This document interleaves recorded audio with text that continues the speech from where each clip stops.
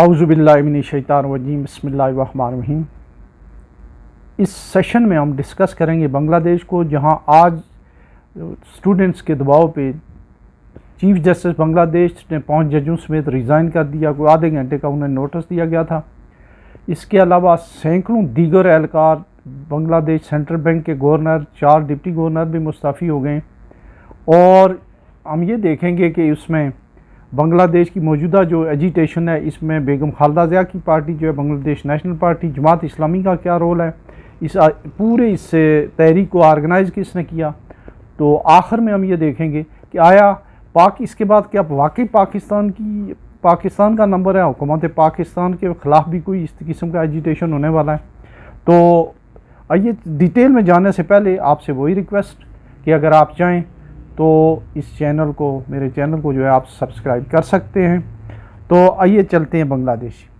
जैसा कि आपने देखा, बांग्लादेश में गुज़श्ता एक महीने के बहुत ही डेडली जो वहाँ क्लैशेज हुई हैं स्टूडेंट्स और सिक्योरिटी फोर्सेस के दरमियान, और हसीना वाजिद वहाँ से चली गई।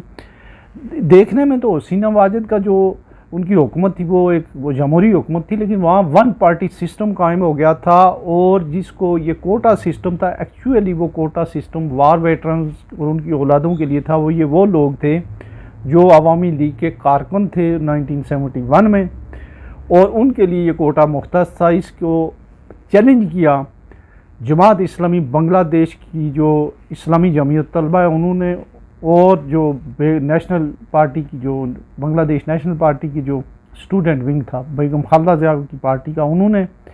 इसके अलावा वहाँ पे जो NGOs और जो रफ़ाई तंजीमें, डॉक्टर मोहम्मद यूनुस और उनके जो दूसरे लोग थे, ये लोग भी इसके ख़िलाफ़ थे। तो एक एजिटेशन की सूरत हाल हुई बांग्लादेश में। हुकूमत तो बदल गई, डॉक्टर यूनुस ने टेक ओवर किया, और उनकी हुकूमत में ज़्यादातर लोग जो हैं वो बांग्लादेश नेशनल पार्टी, जमात इस्लामी के हामी, या उनके जो है उनके बाज़ जो है डायरेक्ट उनके कारकुन वो आए हैं उनके एडवाइज़रशिप में, और कुछ प्रोफेशनल लोग भी हैं। लेकिन इसके बावजूद जो है वो थमने का नाम नहीं ले रहा है। वहाँ पे बेशुमार लोगों ने जो जुल्म ज़्यादतियाँ की हुई है। मिसाल के तौर पे कल वहाँ बांग्लादेश में सेंट्रल बैंक के 300 से 400 ऑफिसर्स ने जो है वहाँ पे जो है मुजाहरा किया अपने गवर्नर के ख़िलाफ़ और डिप्टी गवर्नर्स के ख़िलाफ़। चारों डिप्टी गवर्नर कल मुस्तफ़ी हो गए थे, और आज जो मुस्तफ़ी हुए वो हुए बांग्लादेश के जो सेंट्रल बैंक के गवर्नर हैं अब्दुल रऊफ़ तलकदार। उनका रिज़ाइन नहीं कबूल किया गया क्योंकि बड़ी इंपॉर्टेंट पोस्ट होती है, लेकिन जो लेटेस्ट न्यूज़ है उसमें जो है उन्होंने जो है वो अपना रेजिग्नेशन टेंडर कर दिया। अच्छा, इसमें जो है हमारी तरह जो है चूँकि अदालतें हैं, उनको आज ख्याल आया, तो उन्होंने पहले जब लोग मारे जा रहे थे नहीं, तो जो बांग्लादेश के चीफ जस्टिस थे उबैदुल हसन, उन्होंने आज हाई कोर्ट और सुप्रीम कोर्ट के जजेस का सुबह सुबह इजलास बुलाया था। और वो जो इजलास बुलाया था तो एक आसिफ महमूद साहब है, शायद इस्लामी जमीयत तलबा से उनका ताल्लुक़ है, इस्लामी जमीयत तलबा बांग्लादेश से, वो एडवाइज़र भी हैं। उन्होंने अपील की कि घेराव करें। इन्होंने ये जो है मौजूदा हुकूमत के साथ, आज इनको ये जो है हसीना वाजिद के साथ तो ये काम कर सकते थे, उसके 10 से 15 साल जो डिक्टेटोरी रिजीम था उस वक्त, तो इन्होंने ये नहीं कहा कि हम इनके साथ काम कैसे करेंगे, और मौजूदा हुकूमत के साथ ये काम करने के लिए इजलास कर रहे हैं। इनको जो है इनका घेराव किया जाए। हज़ारों तलबा जो है सुप्रीम कोर्ट के हाथे में दाखिल हो गए। उन्होंने आधे घंटे का, बाज़ लोग कहते हैं कि 45 मिनट का जो है, लेकिन राइटर ने जो कोई कहा है कि 1 घंटे का उन्हें मौका दिया, और उसके बाद वो मुस्तफ़ी हो गए। जनाब उबैदुल हसन चीफ जस्टिस बांग्लादेश के 5 जजेस जो है सुप्रीम कोर्ट के, ये सारे लोग मुस्तफ़ी हो गए। अच्छा, इसके अलावा बात यही नहीं है, इसमें उनके सिक्योरिटी चीफ जो है वो पहले से मुस्तफ़ी हो चुके हैं। इसके अलावा एक लंबी लिस्ट है जो जिन लोगों को वहाँ लोगों मिसिंग पर्सन के हवाले से जो जितने भी जो वहाँ पे लोगों पे जुल्म ज़्यादती हुई है, वो सारे के सारे लोग जो उनकी हिट लिस्ट पे हैं, उनके लिए उनको जो है ना सिर्फ ढाका बल्कि चिटागंग, राजशाही, खुलना, दिनाजपुर, सिलट और उनके डिस्ट्रिक्ट एडमिनिस्ट्रेशन के बाकी जितने भी इलाके हैं, ये जो बोगरा वगैरह में, तो हर जगह जो है वो स्टूडेंट्स के जो मुजाहरे और उनकी मज़ाहमत जारी है। तो काफ़ी कैओस है, काफ़ी बदअमनी है। और जो वहाँ जो सबसे अफसोसनाक बात है वो ये है कि हिंदू मिनॉरिटीज़ के ऊपर भी जो है उनके मंदिर वगैरह भी जलाए गए हैं, और काफ़ी वहाँ पे जो है ना, वहाँ से कुछ लोग जो हैं वो बेघर भी हुए हैं। ये अफसोसनाक बात है। तो लॉ एंड आर्डर सिचुएशन जो है वो मुकम्मल तौर पर अभी तक जो है डॉक्टर यूनुस और उनकी एडमिनिस्ट्रेशन के उसमें नहीं है और उनके काबू में नहीं है। दूसरी साइड पे जो है अगर आप देखें तो डॉक्टर यूनुस जो हैं वो एक बहुत ही ज़बरदस्त किस्म के आदमी है। जदीद बांग्लादेश की तरक्की में उनका बड़ा रोल रहा है। एडमिनिस्ट्रेशन को वो किस तरह से चलाते हैं, इलेक्शन कब होते हैं, इस बारे में जो है कोई रोड मैप उन्होंने नहीं दिया और उनके पीछे आर्मी है बांग्लादेश की। लेकिन जो एक इमेज था बांग्लादेश का, डेफिनेटली वो डैमेज हुआ है इंटरनेशनल लेवल पे। जो हुकूमती मामलात में जो मुदाखलत हुई है, पहले तो बांग्लादेश आर्मी और उनकी जो एजेंसीज़ थी उन्होंने फ्री हैंड दिया खालिदा ज़िया को। जब वो मुश्किल में आई तो उन्हें वहाँ से सिर्फ भागने में मदद की। अच्छा, जो डॉक्टर यूनुस हैं, ये जो इनको जैसा कि आप जानते हैं ये कई दफ़ा पहले ज़माने में पाकिस्तान आ चुके हैं। ये हमारे एक बहुत ही मशहूर और मारूफ जो सोशल वर्कर होते थे डॉक्टर अख्तर हमीद खान, उनके शागिर्दों में से हैं या उनके साथियों में से हैं, औरंगी पायलट प्रोजेक्ट कराची वाले। और ये सोशल वर्कर नहीं, इन्हें आप अब्दुस्तादी या हमारे डॉक्टर अदीबुल हसन रिजवी कह लें, डॉक्टर बारी खान कह लें, तो ये उस तरह के पॉलिटिशियन नहीं हैं। लेकिन उनके जो है वो वहाँ पे मकबूलियत है और उनके साथ बड़ी ज़्यादतियाँ की थी डॉक्टर यूनुस के साथ। तो अब देखते हैं कि वो जो है किस तरीके से इसको लेके चलते हैं। लेकिन फ़िलहाल उनके जो है वो काबू में हालात नहीं नज़र आ रहे हैं। अच्छा, इस पूरे ये जो तहरीक है, इसको ऑर्गेनाइज जो किया है बहुत ही सिस्टमेटिकली वो स्टूडेंट विंग जमात इस्लामी का। जमात इस्लामी के ऊपर बड़ी ज़्यादतियाँ की इसने, जो सीना वाजिद है।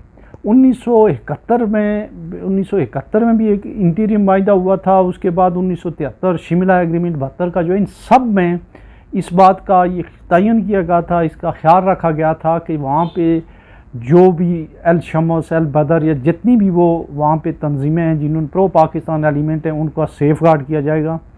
उसके बाद 1974 में जब पाकिस्तान ने बांग्लादेश को तस्लीम किया। लेकिन आप ये देखें कि हमारी बेहसी का आलम कि जो हमने मायदे किए हुए थे हम तो बोले ही नहीं उन लोगों के लिए।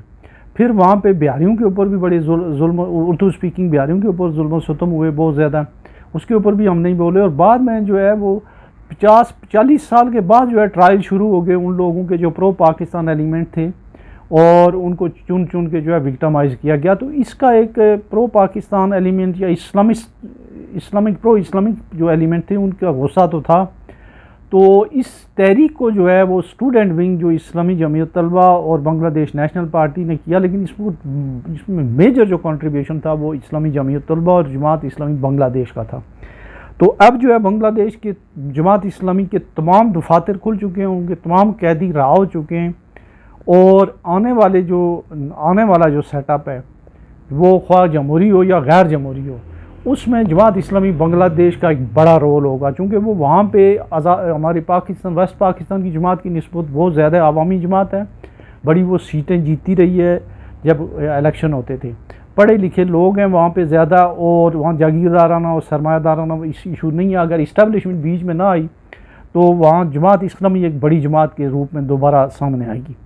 इसी तरह जो बेगम खालिदा ज़िया हैं, ये मेजर जनरल ज़ियाउर रहमान जो थे, जो बांग्लादेश के चीफ मार्शल एडमिनिस्ट्रेटर भी थे और जिन्होंने 26 मार्च 1971 को चिटागांग के रेडियो स्टेशन पे कब्ज़ा करके बांग्लादेश की आज़ादी का ऐलान किया था। वो यूट्यूब पे पड़ा हुआ है और वो ऐलान उन्होंने शायद क्या किया होगा, वो उस वक्त मेजर थे।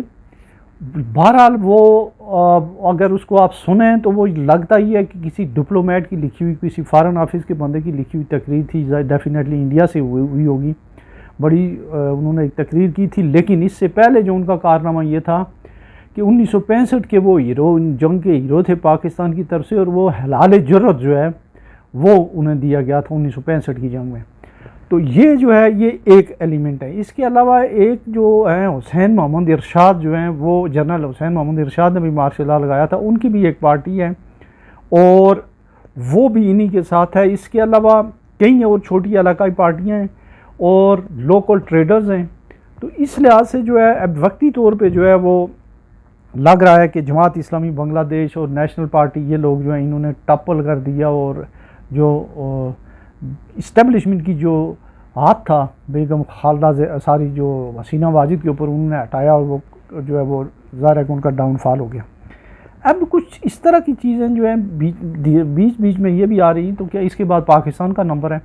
तो मेरे ख्याल में बिल्कुल अभी पाकिस्तान का नंबर नहीं है। पाकिस्तान की जो मौजूदा जैसी कैसी भी हुकूमत है, इससे बहुत सारे और भी काम कराए जाने हैं। एक तो IMF वाला जो पैकेज है वो तो हो ही हो, इसके अलावा से बड़े कड़वे घूंट इन्होंने भरने हैं, इनसे बहुत सारे और काम होंगे, फिर आगे कुछ शायद एक्सटेंशन के मामलात भी हैं। तो ये हुकूमत जो है ये, चूँकि इसके पास लिजिटिमेसी तो उस तरह की है नहीं है, जो पॉपुलर जो वोट है वो भी उतना नहीं है, ये खड़ी है पीपल्स पार्टी और इस्टेब्लिशमेंट की जो आशीर्वाद के ऊपर।